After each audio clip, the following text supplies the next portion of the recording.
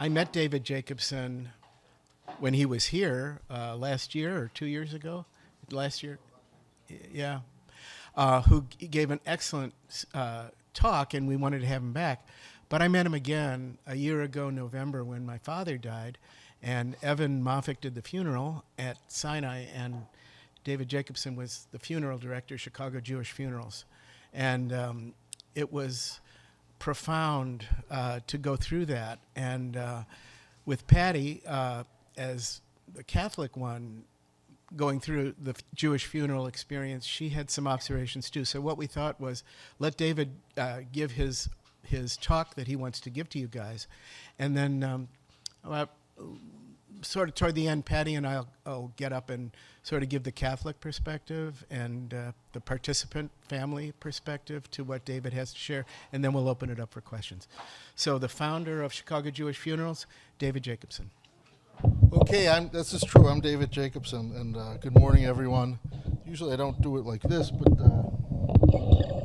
I guess we'll just adjust. Just to give a little background, I'm from the small town Utica, New York.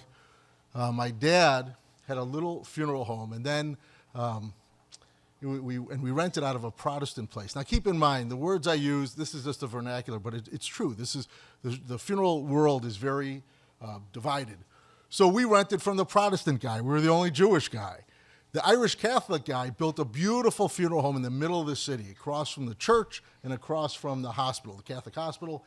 First funeral out of there was the guy who built the funeral home. So my dad, the Protestant guy, and then we got a black guy in there, and we had a community funeral home. So every day, for the most part, after school, I would move chairs, wash cars, vacuum rugs. Saturday after shul, I'd go to the funeral home or the synagogue and then go to the funeral home. You know, we work visitations, and Our Lady of Lourdes, they knew who I was. So I come from a pretty diverse background, though traditional Jewish. I went to Xavier University for my undergrad, Loyola for graduate school. I don't know if you know Monsignor Vilo, but I spoke to him this morning. He's a good friend of mine. He actually dedicated one of our funeral homes. And I asked him to stop by to give a little prayer, but he was busy. So it's a Sunday morning. So that's just a little bit about me. What I really want to know, because I could do this in a lot of different ways, but before I begin, is there any burning questions that are in your soul that you just need to like blurt out, or there's something that I just want to make sure I get to? Okay, so let me just tell you this. You know, everything's go ahead. Oh, the question was, who can be buried at a Jewish cemetery? West Lawn Cemetery, anybody can be buried. You just can't have a cross, crucifix, or any of that on the marker. New Light Cemetery, same thing. Shalom Memorial Park, Jewish. Rand Hill, Interfaith, or anybody. Waldheim, Jewish. So it depends on the cemetery. I bought graves at Sunset Memorial Lawns in Northbrook. They have non-Jewish sections, Jewish sections. Rose Hill, same thing, different sections. By the way, if you're doing you're doing a class on Israel in a couple weeks, so I'm going in a couple weeks. Just so you know how important this class is to me. I go to Israel a lot. I have 2 kids living there. We have a wedding coming up. I have a son in the army. Matter of fact, I was near Gaza the last time I was there, you know, there's a problem. But I was supposed to go earlier this month, and they said the class is the 14th. I said, fine, I'll go Tuesday. So this is how important it is to me. Unfortunately, my Tuesday flight had to move, so I'm going next Tuesday. But I respect the fact that you're here, and I wanted to make sure I was here. The Jewish funeral, by definition, is just, listen, it's all about respect. I don't care from what tradition you come from. And to sort of set the stage, when you go to church, right, before you do communion, what do? You say, holy, holy, holy, da-da-da-da-da, right? The word holy in Hebrew, or sanctity, is called kadosh. So if you take the root word, kuf, dalid, shin, or the 3 letters, it just means sanctity. So you don't have to raise your hands, but for the Jews in the room, kiddush, right, is sanctifying the wine on Shabbat or the holidays. Marriage is called kiddushin, aron hakodesh, the holy container. The work we do at a funeral home is called chevra kadisha. And even Jews, we sit there twice during the service on Shabbat and we say, Kadosh, Kadosh, Kadosh.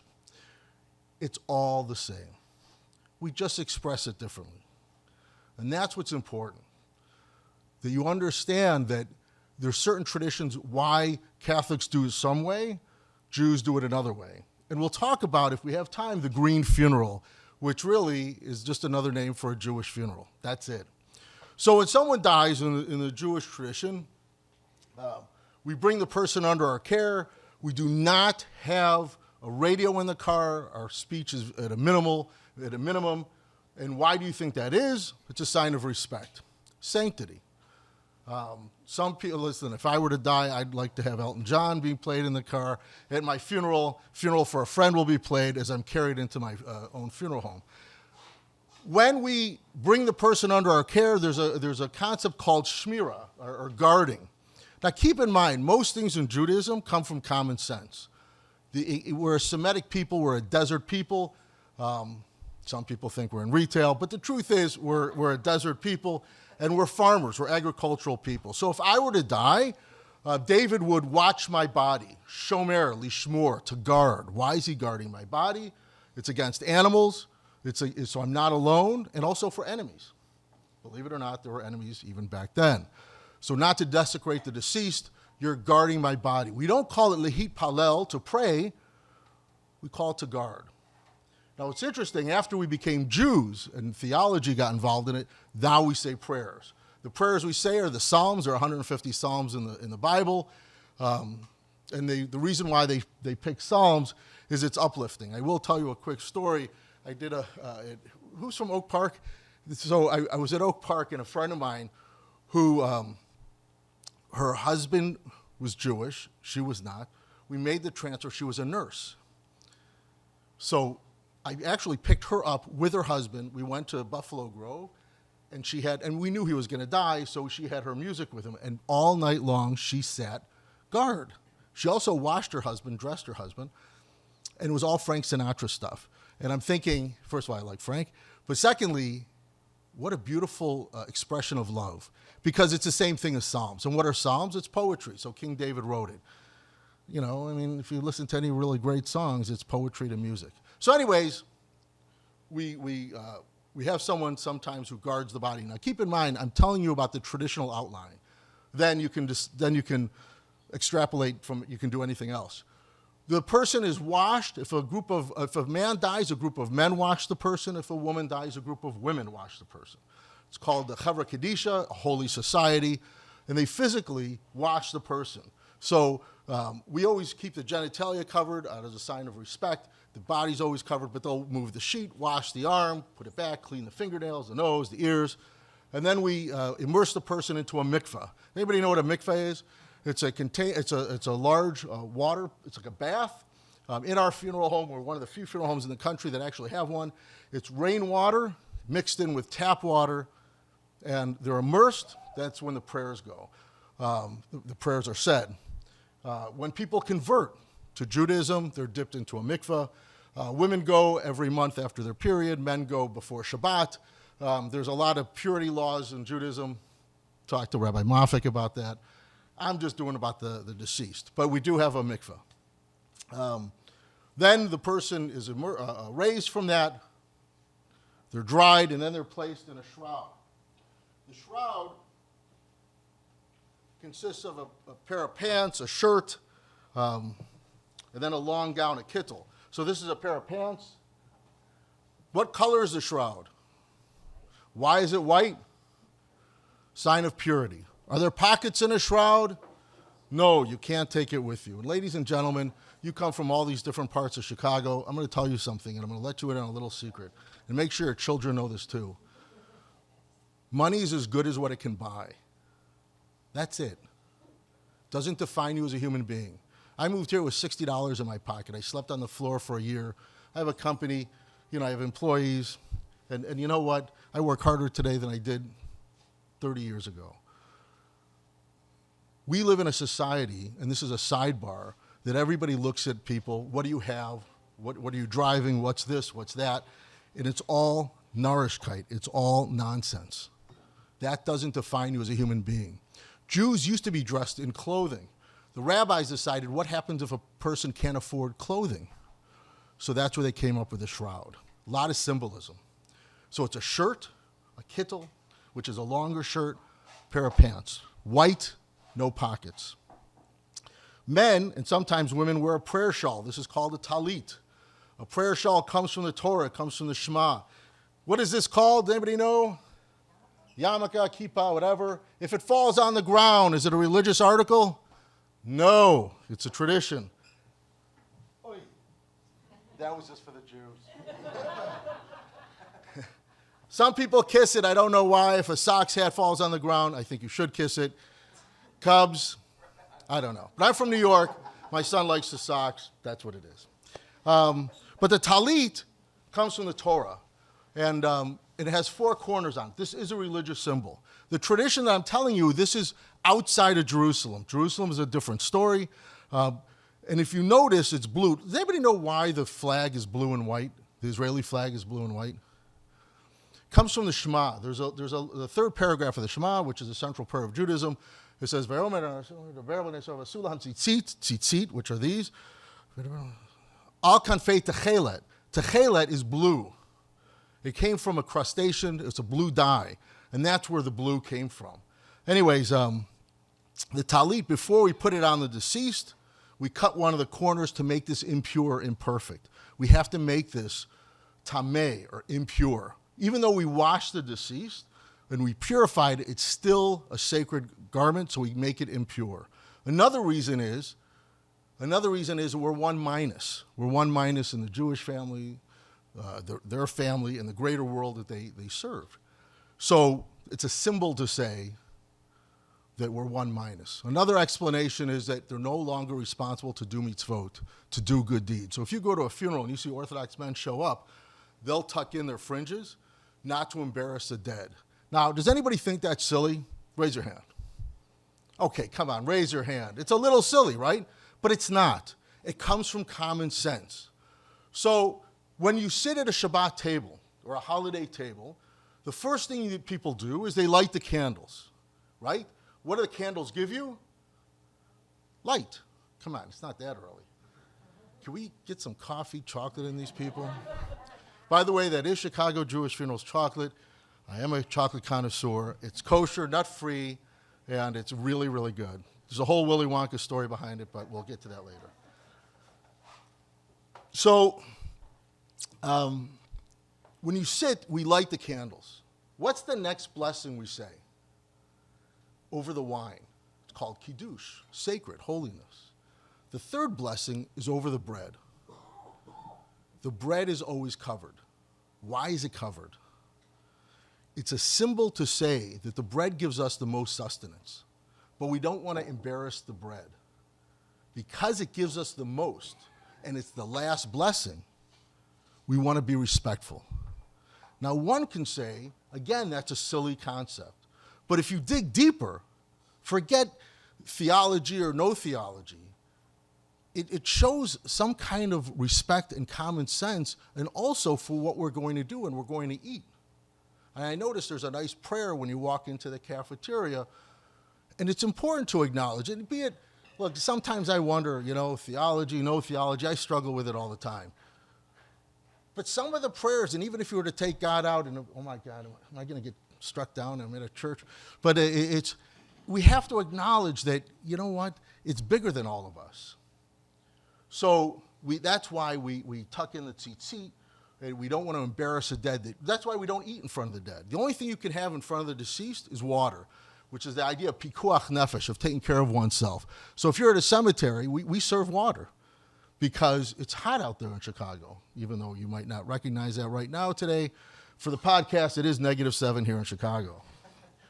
And then we place the person in a casket, and the casket word is aron, which means container, no different than aron hakodesh, the container of the holy, where the Torah is. The casket should be all wood. Metal's considered an element of war. Simple wood casket, we place it into the ground, cemetery, and that's really the Jewish funeral. Now, what color is the shroud? I forgot, if you don't mind telling me. Okay, here, we'll do this one more time. What color is the shroud? Are there pockets in the shroud?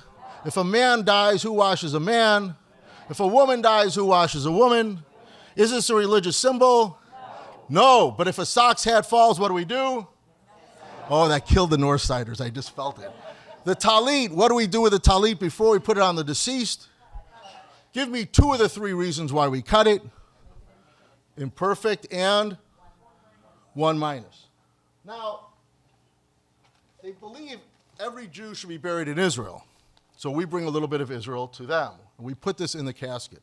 Now, what's fascinating is, does anybody know what the word Israel means? Yes? No? Struggle with God. That's the exact definition of Israel. Yisrael, struggle with God. Well, because Jacob wrestled with an angel, and his name was Israel. But we as a people are called God strugglers. And isn't that fascinating? Here we are, thousands and thousands of years later, still struggling with it. And I will tell you, my mother died like 4 years ago. So that's why I grew the beard. And because the tradition is you don't shave up for at least 30 days. And I was just like, hey, this is pretty cool. And then my wife, she liked it. So I'm like, okay, happy wife, this is good. And then my kids liked it. Where was I going with this? I have absolutely no idea. No, but the idea was I went to Minyan. I went to services every day. It was during COVID. So the time that I did not do a live stream, I joined an Orthodox synagogue, and I went every morning, every night. And that was the craziest time of my life because I never in my career ever left an arrangement saying, I'll be back. But, the sun went down, or before it was going down, I had to get to an afternoon minyan and then the evening minyan. And I got to tell you, I learned a lot. If I could recommend a book, it's called Pirkei Avot, The Ethics of Our Fathers. It was written 2,200 years ago, and it's as relevant today as it was 2,200 years ago. And it doesn't matter from what tradition you come. It's just a fascinating, I think it's 6 chapters. So we put Israel, a little bit of Israel, into the casket. We don't call it dirt, we call it earth. Earth represents life. Dirt, the word dirty is miluchlach. It's a hard word to say, and if we were close enough, I'd probably be spitting on you. And it comes from the Mount of Olives. Why the Mount of Olives? That's where they say the Messiah will first appear. Now, here's this, anybody an engineer? Yeah? No? Anybody bored? By the way, if you're bored, do not do a Google review. If you're not bored and you like this, do a little review. It'd be nice, for the next generation. I'm getting a little bit older. But if you take a mountain and you keep on taking the earth out of it, it's not going to be a mountain. But for whatever reason, the miracle of 8 days of candles, the Mount of Olives is still a mountain. We go to the cemetery. What's fascinating about a cemetery, in Hebrew, there are 3 terms for a cemetery. Beit HaOlamim, house of the world. Beit HaChayim, house of the living. And Beit Kivurot, house of graves. Now one, right, is very specific. House of graves. Beit HaChayim, house of the living, because living people go there when they visit. Beit HaOlamim, house of the eternal abode. Hopefully people live. Now, anybody go to cemeteries? Anybody visit cemeteries? I got to tell you, that tradition is long gone. Think about going, and I'll tell you why. Remember from where you came. Even if there was an unhealthy relationship, go and try to resolve it. Take your kids. I refuse to shop anything, buy anything on Memorial Day. I think this country has it backwards. We should stop. Our country should actually stop and remember the people that gave us the right to live here today. But what do? We have a Mattress Day sale. Crazy. In Israel, I will say, they do it the smart way. Memorial Day is first. The next day is Independence Day.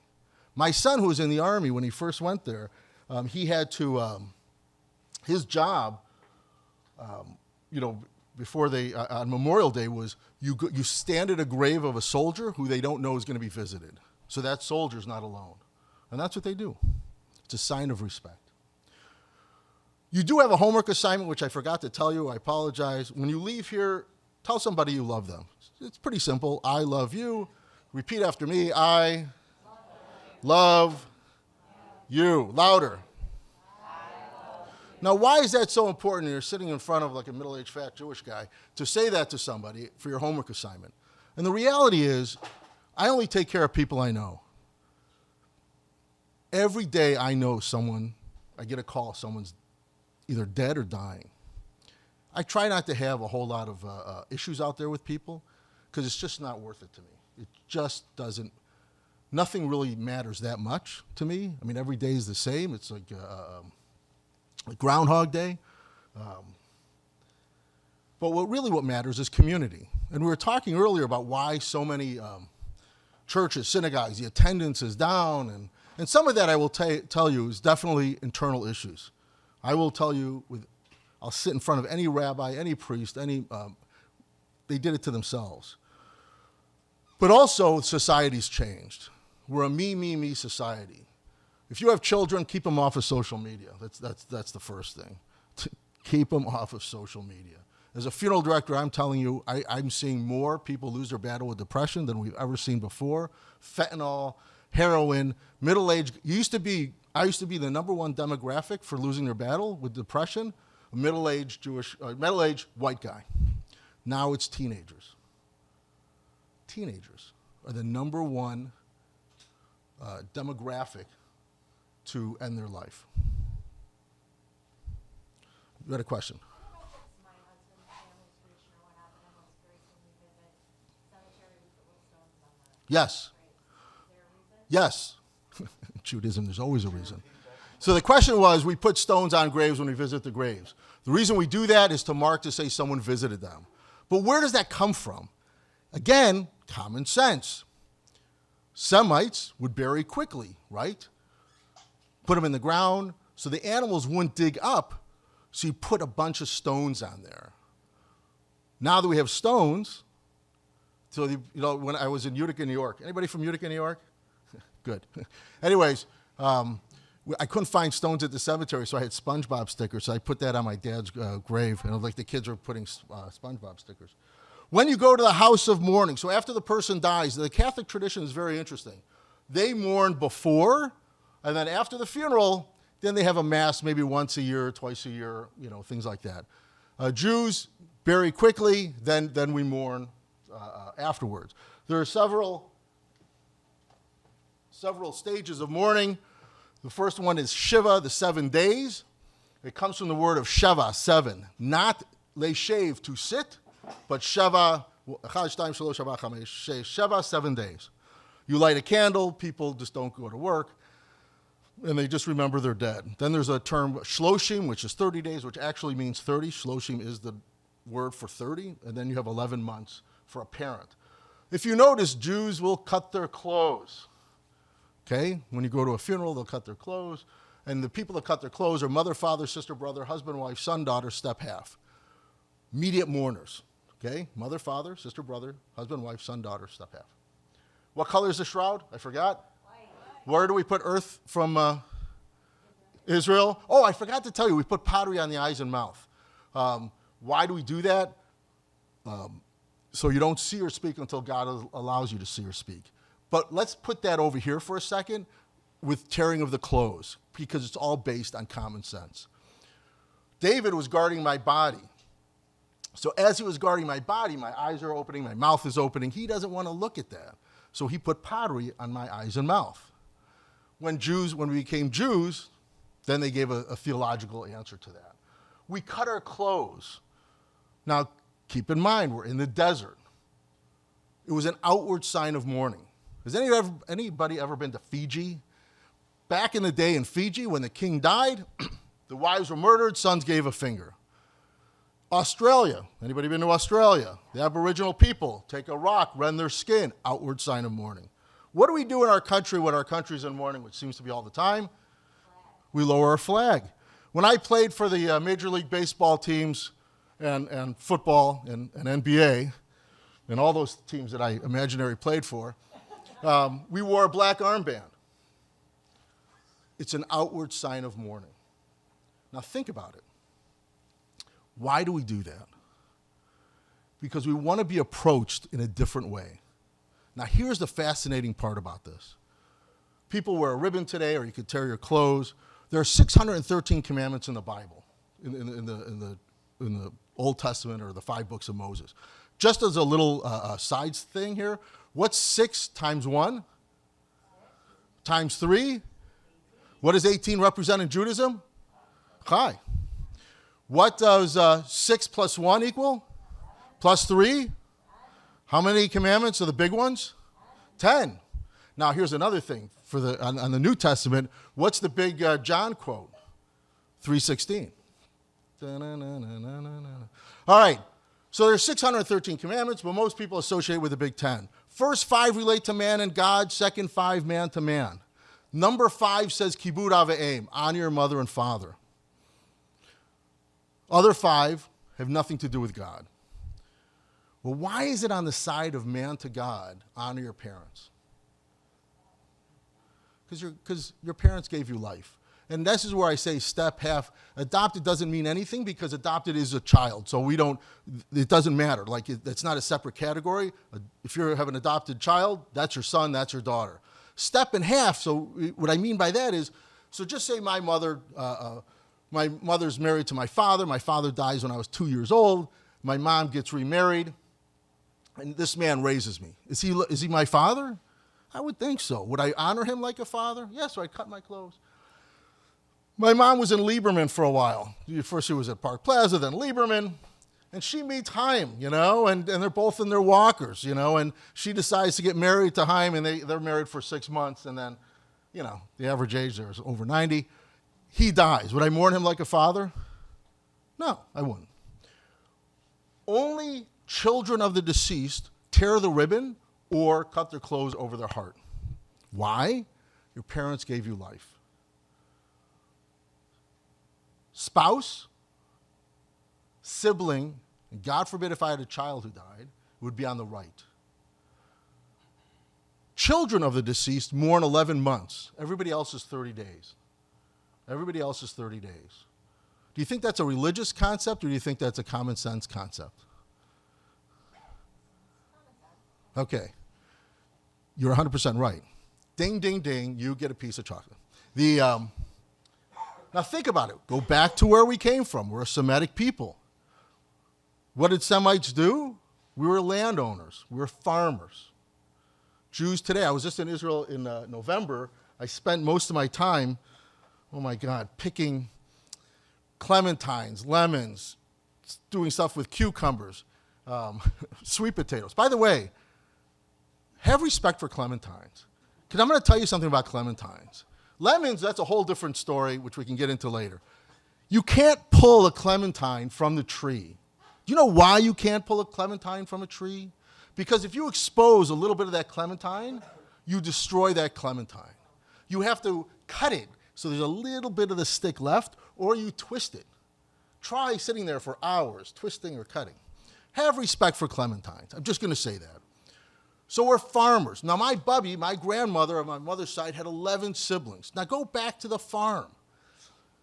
If I had 10 other siblings, and my average age of living is 30 or 40 years old, and I'm going to mourn for a year, what kind of life am I having, right? The mortality rate of children was high. So parents would be in mourning.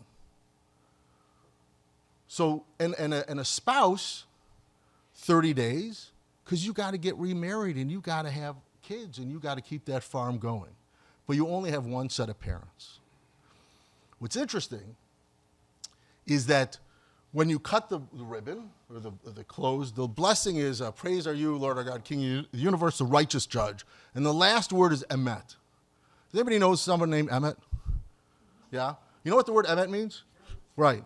It's spelled Aleph, Mem, Tuf. Aleph is the first letter of the Hebrew alphabet. Mem is the exact middle. Tuf is the last letter. What does it teach us? Everybody has their own truth with people. Then you cut the ribbon. You never wear it on Shabbat, and you don't wear it on holidays, and then there's a whole laws about mourning and things like that. So if your husband, and plus, why does a spouse wait 30 days? Now this is interesting. In Judaism, divorce, how long does a woman have to wait before she can get remarried? 30 days. Why? Same thing for death. Why 30 days? Make sure who the father is. It's all based on the pregnancy. So the men wait 30 days too, out of respect. So if a spouse dies, how long are you in mourning? 30 days. A child dies? No, a child dies? 30 days. Parent dies. What color is the shroud? Are there pockets in the shroud? Am I a middle-aged fat Jewish guy? No, you're supposed to say, no, you look okay, you're not that fat. You're not that big. I don't know, it's just, I'm losing my hair. Anyways, we go to the cemetery, we place earth into the grave. The tradition is we place 3 measures of earth. We don't hand the shovel from person to person, but we place it back in the mound. Why do we do that? It's a sign of respect. That I'm not going to you and say, here, help bury my dad. You're doing it on your own. Right? And it's not handing somebody's grief. There's a beautiful tradition that I learned from Rabbi Azos, who learned from Rabbi,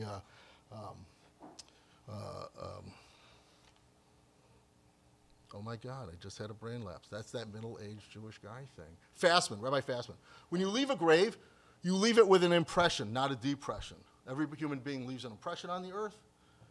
And when you walk away from a grave, you should walk away with an impression of the human being. Also, from a psychological standpoint, if you're digging a grave, you're getting a lot of energy out. Then when you go back to the house, you know, you're exhausted, and then you have the meal of consolation. How many people have been to Israel? Okay, how many people are going to go back to Israel? Excellent. Don't worry, it's not that. Last year I was there.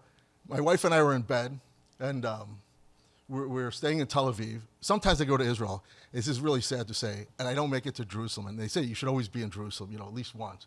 So we're in bed, and a bomb comes, and it lands in the Mediterranean, and the bed is shaking. And I'm like, yeah, honey, that was me. That was me. And then we find out it was a bomb. You know, it was just like, okay, that was a little bit over the head. But the point is, Israel is a safe place. Struggle with God. What does it mean, Israel? If a man dies, who washes a man? Woman. Pottery goes on the? Excellent. We're doing great. Yeah. About the bomb? No.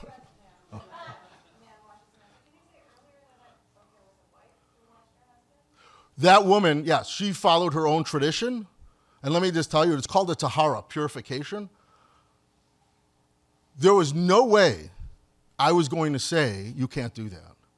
I've had people say to me, and now we're talking funeral director, okay? Forget Jewish, non-Jewish, doesn't matter.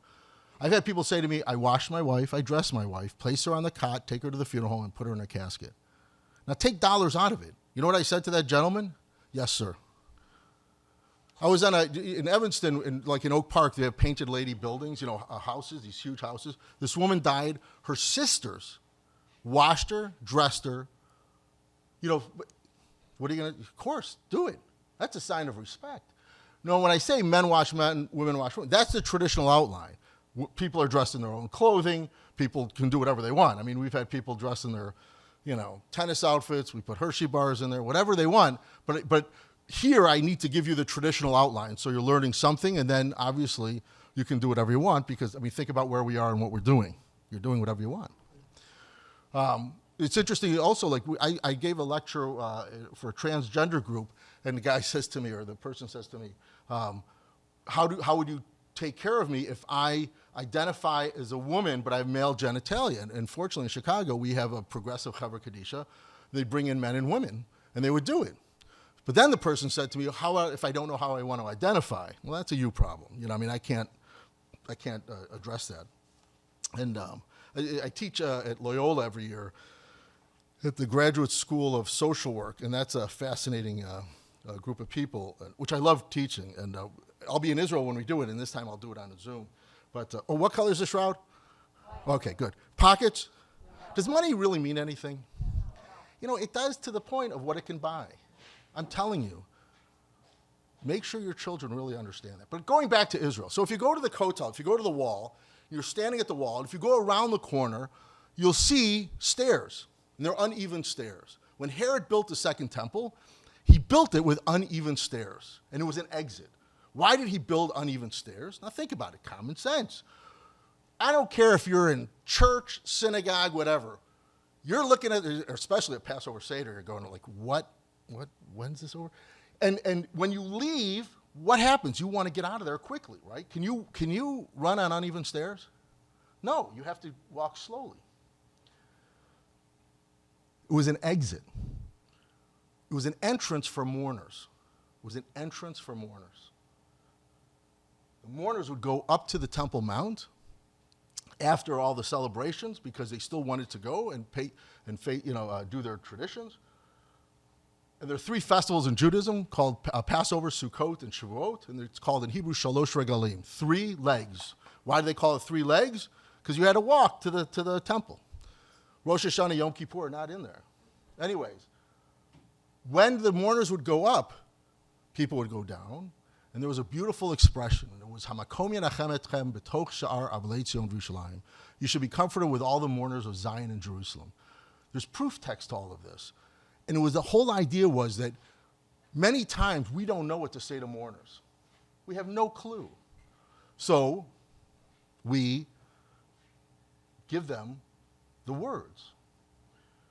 I want to conclude, because I know we want 10:15. There are several prayers that are said at a funeral. One is the 23rd Psalm, a eulogy, but one is called the memorial prayer. And the memorial prayer is different for everybody. Why? Because it opens up and it says the person's name. Gives us permission to use that name. If you've ever been to a funeral for a 90-year-old, there's discussion, people are talking. Go to a funeral of a 5-year-old. There's not a word in there. No one's talking. Go to a shiva. People are just going, oh my God, what do I say? And the prayer really just gives you permission.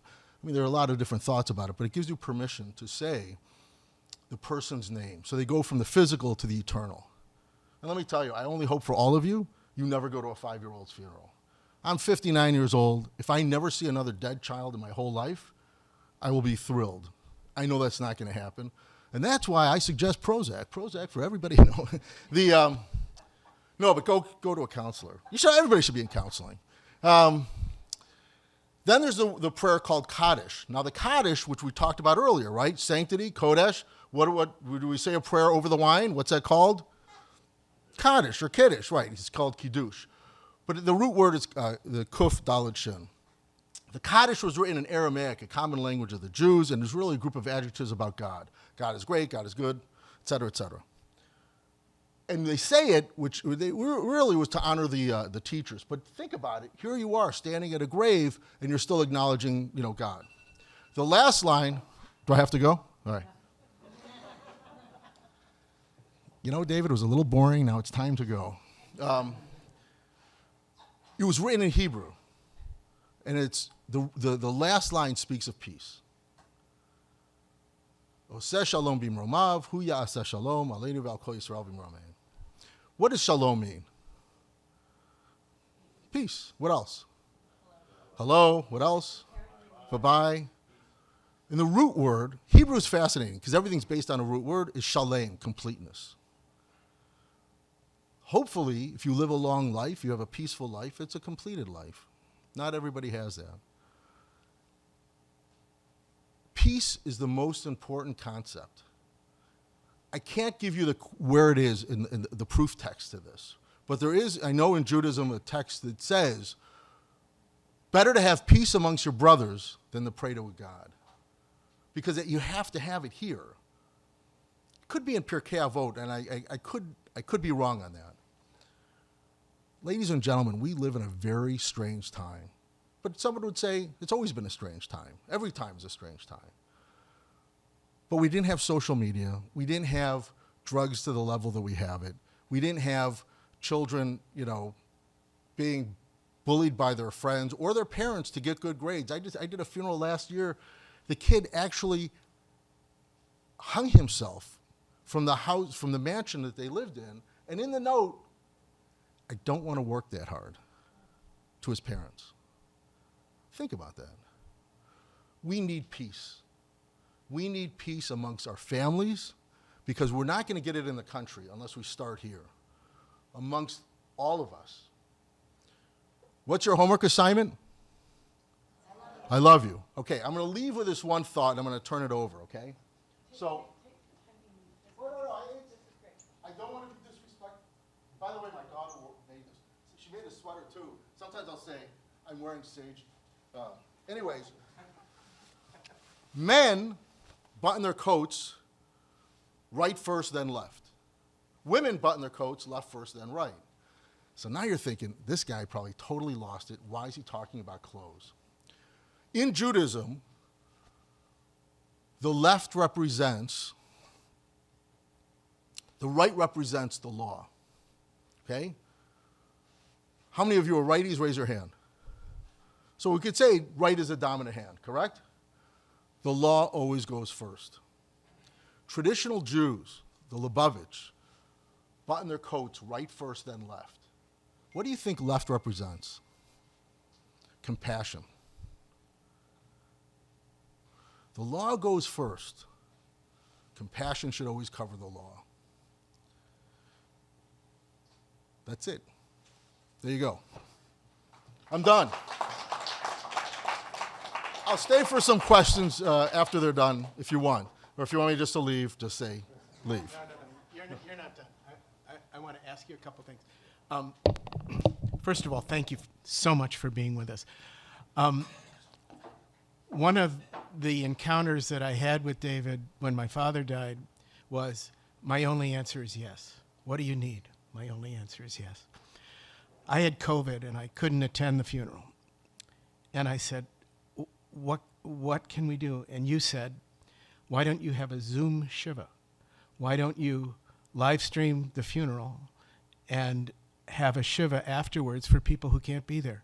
I want to tell you, it was so powerful to do that, because here I was online watching this funeral, and 25 people who couldn't be there were able to share in the experience. So thank you for that. That was really profound. I want to ask you a couple of questions, and then I want to ask Patty to react. One of the things that I think is very powerful in funeral traditions is Yartzeit, the 1-year anniversary, according to the Hebrew calendar, of the death. And we just had it in November, and it was powerful. I didn't know it would be as powerful as it was. And the connection that Patty and I felt with Catholicism in this is, it's a group experience to mourn and mark the anniversary of a death on All Saints and All Souls Day on November 1st and 2nd.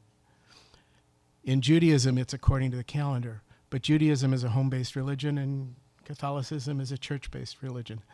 So, Patty, based on what you've heard, do you want to offer some thoughts about that?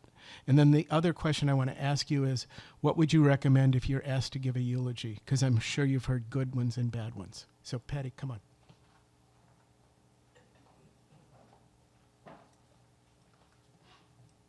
So there's so many things that were shared today that I hope you were listening, those of you who are Catholic, with the ears of, oh, we stole that. Yeah, we took that too. And we incorporated from this beautiful and rich faith that we are living with in our relationships. Our faith has grown richer for knowing Jews and knowing the roots of the traditions. And you sit there and you think about taking care of the body before it dies, when it's sick. We celebrate that with sacrament of stopping in this moment and paying attention, and anointing the body with oil, and remembering that you matter. All of these traditions and rituals and practices essentially boil down to you, this person, in this body, in this limited amount of time from womb to tomb, matter. And we're going to pay attention to you. And while we're paying attention to you, we're paying attention to ourselves. And we're paying attention to the people who surround us that matter.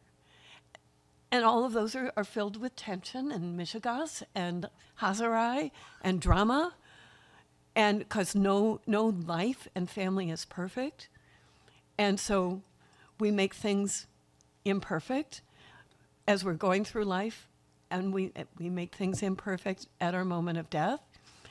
But one of the things that's also, I have a niece who is by practice, she's a music therapist by training, and she thought, I would never work in this setting, and now she's working in hospice care.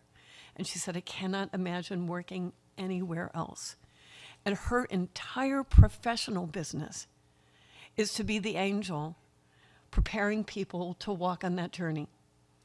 And I think that that's what all of us have the opportunity to do before death, of being angels, saying, pay attention. Anytime angel appears in a scripture, it's saying, pay attention. Your life is going to be different after the moment that the angel appears. So how do you go from this moment? And I had the incredible honor of twice putting oils, first on my father while he was dying, and the second putting it on my father-in-law when he was dying in the hospital. We all knew that he was. And for some reason, no one in David's family, except David's brother, wanted to put oil on his feet, and his feet were cracking. And I'm like, this is a sacred moment. So to kind of sit there and say, that skin matters, that person matters, and to take that moment with song, with oil, with lotion, with attention.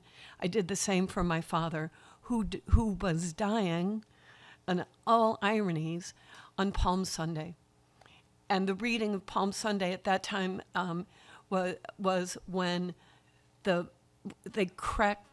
Mary Magdalene cracks the alabaster vase and pours oil over Jesus. And I'm putting oil on my father and telling him, Dad, you're missing Palm Sunday. It was always one of your favorites. And this is where Mary Magdalene, I'm rubbing, and the nurse is crying because it's a remembering that this person matters, that this moment matters, and that we must be like, pay attention, angels are in your life. After this, things will not be the same. Now, how we as Catholics celebrate, we've stolen so many of these things that are so similar, is that there's the home-based traditions, the family-based traditions, the kind of domestic church, the post-Vatican terminology, and then there's the sacred. I love, and he described this, and I saw it in my neighborhoods growing up, there were so many funeral homes that were built either across the street or across, a couple of blocks down from the church, because you left the home and you went to the church. Now there's a lot of traditions that say you can have the visitation with the family at the church and the body is in the back of the church. And one of the big moments, which if any of you do spelling bee, it's a word that appears all the time. One of the big moments in the practices in the Catholic Church is that the casket is greeted in the back of the church by the celebrants, and what's placed on top of it, the pall, P-A-L-L, the white cloth. And the white cloth is there to hearken back to your baptism. And you think of the white cloths that are put on us at baptism, at communion, First Communion, at confirmation, many of the robes are white. At weddings, why is one of the things white a traditional color? And at your death. Because from the Catholic perspective, you are being reborn. You are being born into eternal life and going from this home unto the next.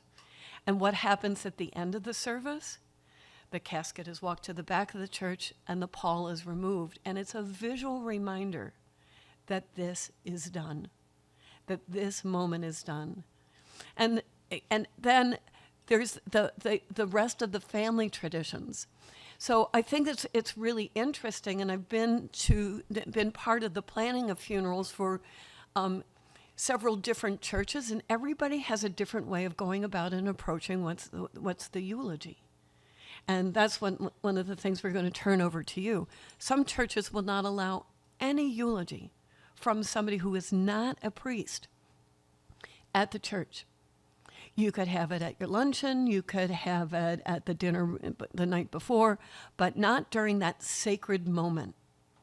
Others will allow the eulogy to occur before or after the celebration of the Mass, but not during before the liturgy of the Word, and you have to wait until after the liturgy of the Eucharist, because that's sacred time, and they want you to pay attention.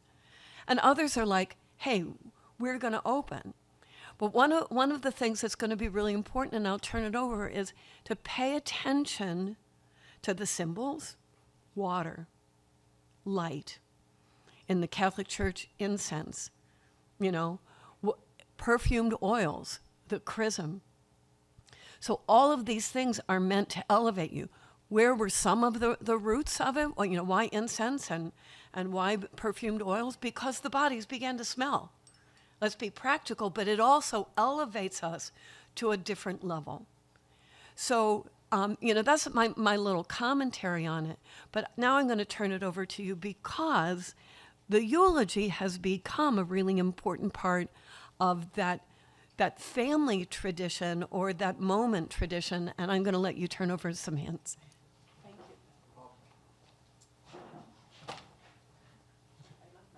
you. Oh, David, where'd David go? I just want to confirm, you got a notice from me, right? You got a handwritten, you got a note? Yeah. Just for clarification, 5 times a year we remember the dead, the 3 festivals, on Yom Kippur, and then on the anniversary of the death. And also for the people that came in late, we're just going to do this a quick review. When we make the transfer, do we have a radio on in the car? No. Do we? If a man dies, who washes a man? Women. What's the casket's made out of? What color is the shroud? Are there pockets in the shroud? What does the word Israel mean? Pottery goes on the. Am I a young Jewish man or a middle-aged fat Jewish guy? Okay, go ahead. What's your question? I'll get to that in a moment. How many shovels of earth do we place in the grave? 3. And Jews can be non-Jews depending on the cemetery. West Lawn Cemetery, yes. New Life Cemetery, yes. Waldheim, no. Shalom, no. Rose Hill, they have different sections, Jewish sections, non-Jewish sections. Sunset, Jewish. But here's the bigger question. Is who's a Jew? No, that's a very, very big question, not only in Israel, but in American Jewry. Who converts, who doesn't? If you lived a Jewish life but you didn't convert, and that's where I sort of just go, I stay out of all that, because I'm asking from a halachic standpoint, from a legal standpoint,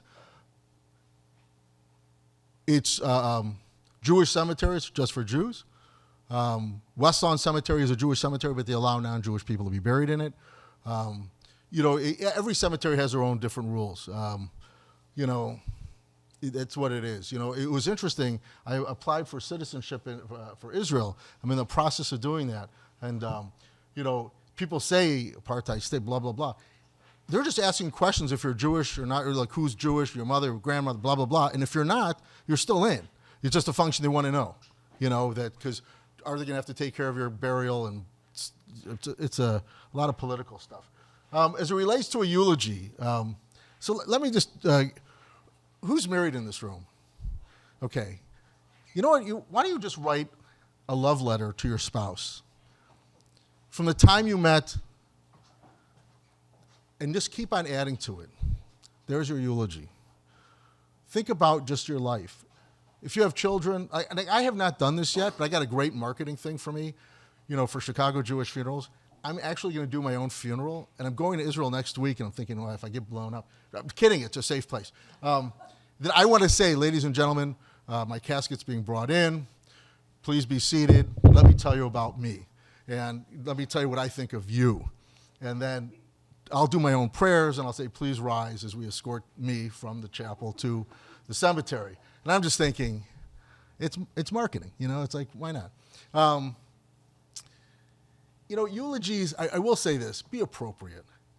I'll tell you a story that a friend of mine died, and he had ALS. And his wife, and this was an interfaith family. It was fascinating. It was a second marriage, and the wife gave a beautiful, beautiful eulogy. And then the guy gets up, one of his friends, and starts talking about their youth, their childhood, their conquests, their motorcycles, you name it, everything. And I was so disgusted because I just thought this was not appropriate. We do talk about the dead. That's what Shiva's about, but at a funeral, eulogies are great. I would suggest, if you're using this is an interesting business thing, so to speak. If you notice the Tribune, they're having less and less death notices. Sun Times is pretty much gone. And Legacy.com or Empathy.com, they have AI to help write a death notice. Why? Because my profession, they can't figure out how to help a family. So we typically write it and then say, hey, tell me about your loved one. Because if you put it on Legacy, it's $140, and you can have anything you want, and it's beautiful. But your eulogy is written all the time. I mean, every day you're writing your eulogy, and just take advantage of that. It's make that. Today at work, I was cleaning a house a little bit this morning. At like 5 in the morning, I saw some notes from my daughter, and I have these 3 binders at the funeral home. I have my own death drawer, and then I have my kids' stuff, because I'm thinking I'm going to die just because, I'm in the funeral business and or profession, and I see a lot. I just don't want my wife to have to deal with a lot of stuff. But anyways, I have these things for my children, and I put in these notes that they sent me so they can look at this when I'm gone, that this was important to me, and then they also have things to look at just so they can throw away, but at least they knew that I saved them. Does anybody have any questions? Is that boring, huh? All right. Okay, ladies and gentlemen, bye-bye. Oh, please take whatever you want. There's all about the Jewish funeral, respect my wishes, things about Midtown Funeral Home, cremation options, Chicago Jewish funerals, bagels, chocolate.